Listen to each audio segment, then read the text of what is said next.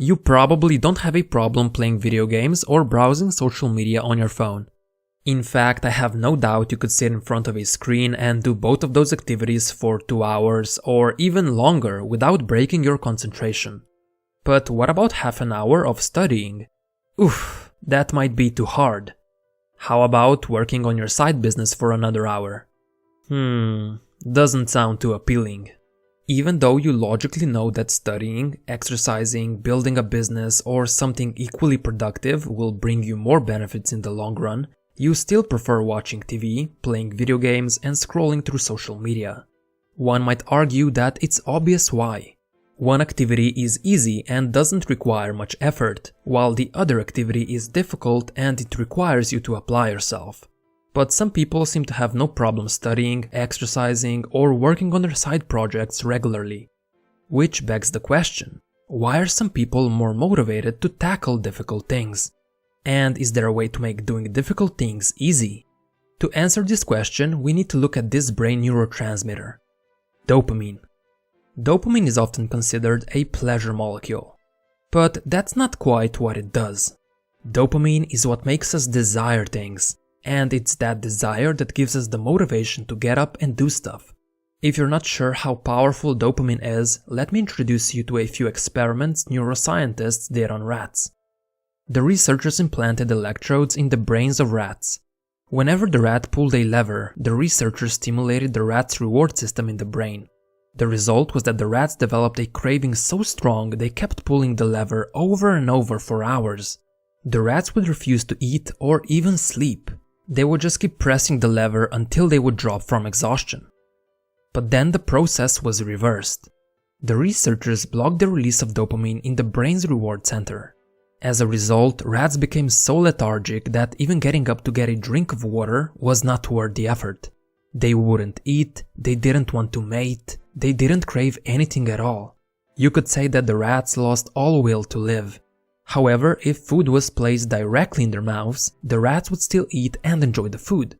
They just didn't have the motivation to get up and do it themselves. You would think that it's thirst or hunger that motivates us to get food or water. But there's also dopamine that plays a key role here. Those rat experiments might be extreme cases, but you can see similar effects dopamine has in humans and in our daily lives. In fact, your brain develops priorities in large part based on how much dopamine it's expecting to get. If an activity releases too little dopamine, you won't have much motivation to do it. But if an activity releases a lot of dopamine, you'll be motivated to repeat it over and over. So, which behaviors release dopamine? Any activity where you anticipate there's a potential reward releases it.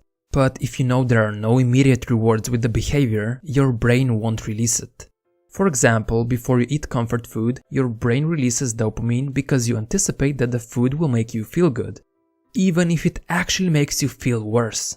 That's because your brain doesn't even care if the high dopamine activity is damaging to you. It just wants more of it. A stereotypical example would be someone who's a drug addict. He knows that what he's doing is not good for him, but all he wants is to get more of that drug. Besides getting you high, cocaine and heroin release unnatural amounts of dopamine, which in turn makes you crave them even more. Of course, it has to be noted that nearly everything releases some amount of dopamine. Even drinking water when you're thirsty does. But the highest dopamine release happens when you get a reward randomly. One such example is playing on a slot machine in a casino. Even if you've only been losing money until that point, you eventually expect to get a bigger reward. You just don't know when it could happen. And in today's digital society, we are flooding our brains with unnaturally high amounts of dopamine on a daily basis, even if we don't know it. Some examples of high dopamine behaviors include scrolling through social media websites, playing video games, watching internet pornography, etc. We anticipate some sort of reward with each one of those behaviors. That's why we're constantly checking our phones. We expect to see a text message or some other notification, and we know that eventually we're going to receive it. We're becoming like those rats pulling the lever trying to get a new dopamine hit. And you might think, oh, so what? It's not like it's harming me in any way. But you would be wrong. Our bodies have a biological system called homeostasis. It means that our body likes to keep internal physical and chemical conditions at a balanced level. Whenever an imbalance occurs, our body adapts to it. Let me give you an example. When it's cold outside, our body temperature falls. As a result, we start shivering to generate heat and warm the body. However, when it's hot outside, our body temperature rises, and we start sweating to lose some of that heat. Essentially, our body is looking to maintain temperature of around 37 degrees Celsius or 98 degrees Fahrenheit no matter what. But there is another way homeostasis manifests itself, and that is through tolerance. For example, someone who rarely drinks alcohol will get drunk really fast. But someone who drinks on a regular basis will have to drink more alcohol because their body has developed a tolerance to it. Essentially, it takes more and more alcohol to make them drunk because they've become less sensitive to its effects. And it's not much different with dopamine. Your body tries to maintain homeostasis, so it downregulates your dopamine receptors. Essentially, your brain gets used to having high levels of dopamine, and those levels become your new normal. Thus, you develop a dopamine tolerance. This can be a huge problem because the things that don't give you as much dopamine don't interest you any longer. And it's much more difficult to motivate yourself to do them. They feel boring and less fun because they don't release as much dopamine compared to the things that do release it in high amounts. That's why people tend to prefer playing video games or browsing the internet compared to studying or working on their business. Video games make us feel good and comfortable as they release a lot of dopamine. Sadly, things like working hard or reading release it in lower amounts. This is one of the reasons why drug addicts who try to quit have a hard time adjusting to a normal life. Their dopamine tolerance gets so high that normal life isn't able to match it. They become like those rats from previous experiments who have no motivation to do anything if there's not enough dopamine release. And it's not just drug addicts. People who are addicted to video games, social media, or internet pornography experience the same thing. Once their dopamine tolerance gets too high, they simply aren't able to enjoy low dopamine behaviors. Which begs the question, is there anything that can be done to prevent this? The answer is, you need to perform a dopamine detox. By now, you might already have an idea what dopamine detox is going to look like. What you're going to do is set aside a day where you're going to avoid all the highly stimulating activities. You're going to stop flooding your brain with high amounts of dopamine, and you're going to let your dopamine receptors recover. Just a disclaimer, if you're suffering from a drug addiction, then I suggest you seek professional help as you've probably formed a physiological and psychological dependence. And I don't want you to experience any extreme withdrawal symptoms. Now, back to the detox. For one whole day, you will try to have as little fun as possible. You won't be using the internet or any technology like your phone or computer. You're not allowed to listen to music, you're not allowed to masturbate or eat any junk food. Basically, you're going to remove all sources of external pleasure for the entire day. You're going to embrace boredom, and trust me, there will be a lot of boredom. You are, however, allowed to do the following. Go for a walk, meditate and be alone with your thoughts, reflect on your life and goals, write down any ideas you get, not on your computer or phone, but on a physical piece of paper. All of this might seem quite intense, but if you want radical results and you want them fast, you need to be able to take radical action. Now you might be asking yourself, why would this even work? You can think of it this way. Let's say that you've been eating every single meal at the best restaurant in your town. As a result, what happened is that those fancy meals became your new normal. If someone offered you a bowl of plain rice, you would probably refuse. It simply wouldn't taste as good as your usual restaurant meal.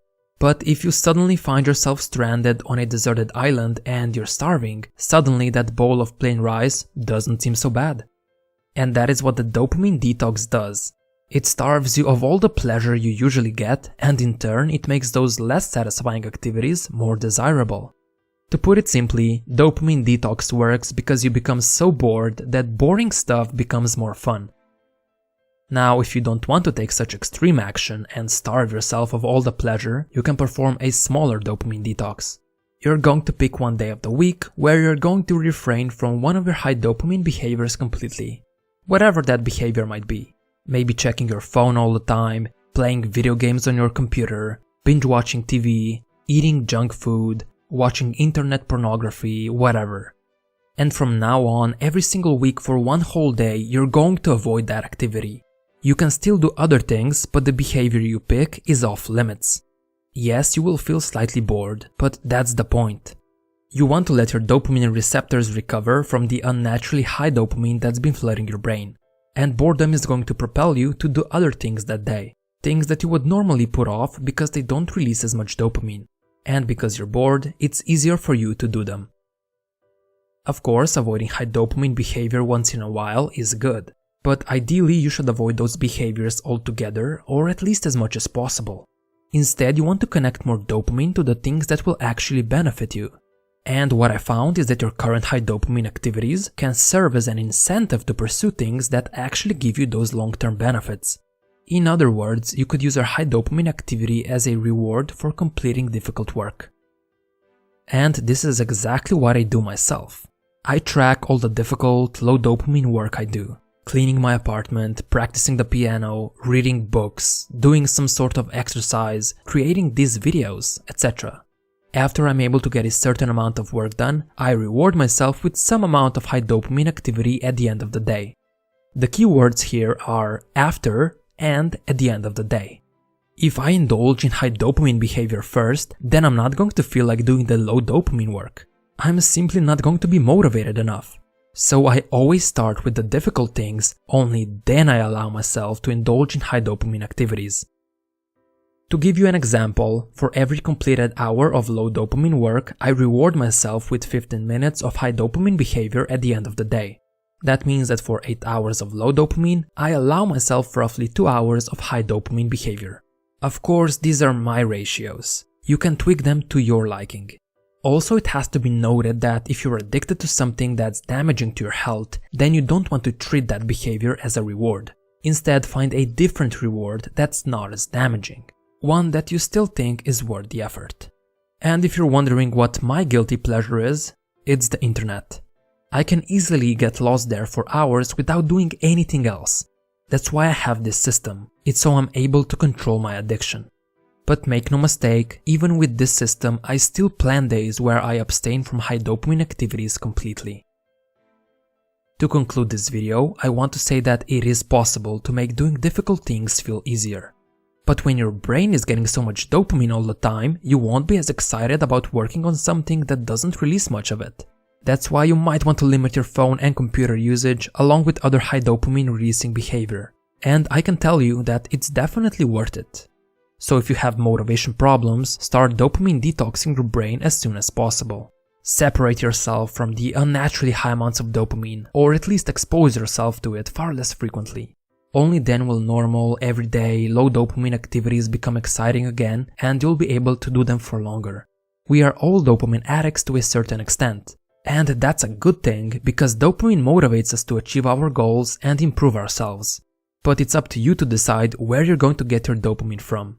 Are you going to get it from things that don't benefit you? Or are you going to get it from working on your long-term goals? The choice is yours. If you enjoyed this video, I would really appreciate if you would gently tap the like button. It helps out my channel a lot, as the almighty YouTube algorithm sees that people like these kinds of videos and it shows my content to a bigger crowd. This allows more people to start improving their lives. As always, thanks for watching, and I hope this video made you better than yesterday.